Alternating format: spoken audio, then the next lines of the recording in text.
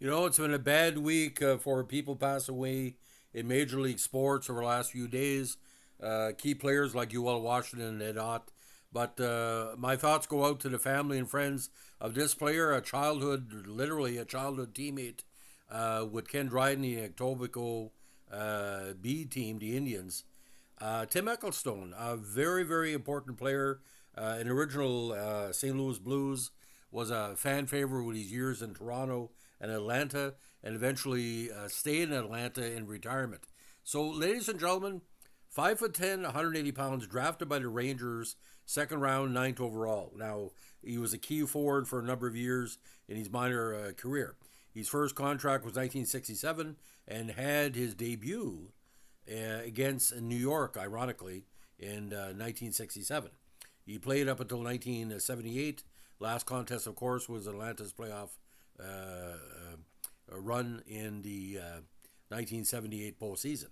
Now, named to the OHA All-Star second team with Kitchener in 60-67, he played again on the first St. Louis Blues team.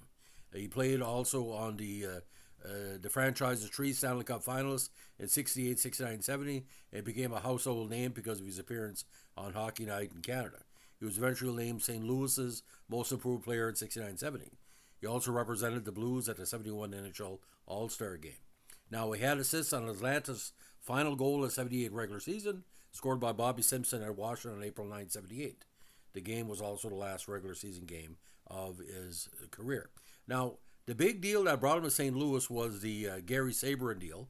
He was traded by New York with Gary Sabourin, Bob Plager, and Gordy Kanigieser to St. Louis in exchange for Rod Sealing immediately following the 67 NHL expansion draft, in which the Blues selected Sealing from the Rangers roster. At the time of the trade, Eccelstone still had one season of major junior eligibility remaining. Now, on February 6, 71, he was traded to St. Louis with Red Barons in exchange for Gary Unger and Wayne Connolly, of course, changed both franchises forever.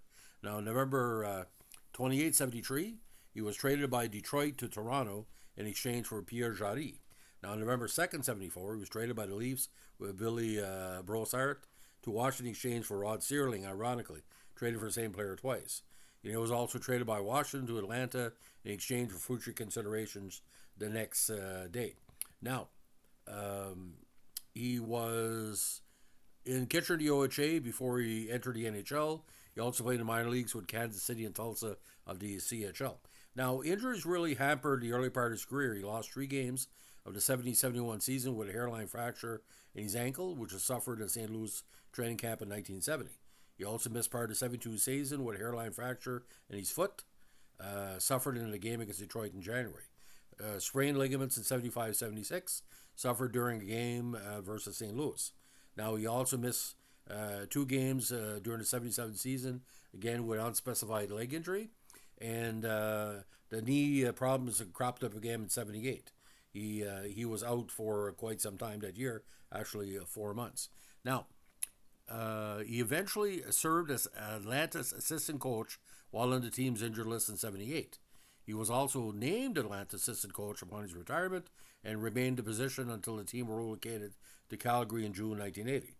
Now, he remained in the Atlanta area after retirement as part owner of a sports bar named Timothy John's Restaurant and Lounge in Sandy Springs, Georgia.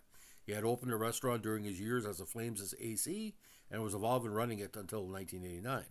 In 1990, he opened his own popular restaurant and bar called TJ Sports Bar and Grill in Alpharetta, Georgia. Now, family strengthened there. He's the nephew of legendary Canadian softball pitcher Cam Eccelstone. Now, he was also selected by the Ottawa Nationals in the 72 WHA draft, the first ever WHA selections in February 1972. He also worked in a Toronto hockey school in the off seasons of his playing days. Now, the native of Toronto was on the ice for St. Louis when Bobby Orr scored the Stanley Cup winning OT goal in 1970. Of course, Picard tripped him. It wasn't Eccelstone. Now, he also worked in his family's dry cleaning business during off seasons of his playing days. Big time with Toronto. He played on Dave Keon's Key Line the 74 season. He also became friends with numerous celebrities, including Evel Knievel, who was a personal friend of him during his playing days. He also killed penalties alongside the great Bill Clement, for Atlanta in 76 and 77, and he was a near scratch handicap in golf during his playing days, and of course a member of the prestigious Toronto St. George's golf club. Now, I consider him a pretty well two-way player. I never saw him make a major mistake on the ice, but what was kind of weird here, ladies and gentlemen, he never scored 20 goals in a season, despite staying in the league for a full decade, so that's a rare, rare thing. Now, the 11 seasons in the NHL, until 67, until 78, 126 goals, 233 assists for 359 points, and again, a good playmaker as he scored 50 points or more twice in his career. 692 NHL goals. Now, when he passed away in Roswell at age 76, he left him more than many friends and family. The idea of his time, his connection with Ken Dryden, and Ken was drafted after him, I think it was third round, and eventually he ended up in Montreal. Now, when he played 3 seasons with the Blues, the reason why his trade occurred, management became unhappy when Barrison's association with the NHLPA and eventually cleaned house. Since Eccelstone had some involvement with the NHLPA, again the Blues decided to trade him to the Red Wings. Now the Wings at the time were perennial losers, and after 4 seasons in Detroit, Eccelstone requested a trade.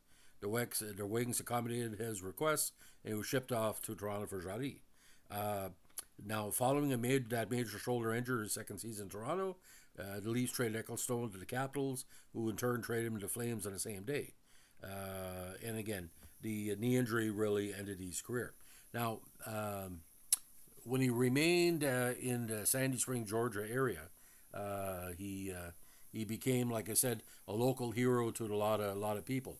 Now, the deal like for with him and Barrison Verunger and Wayne Connolly is quite interesting, because not too often you see a player traded for a future superstar and traded for the same player twice.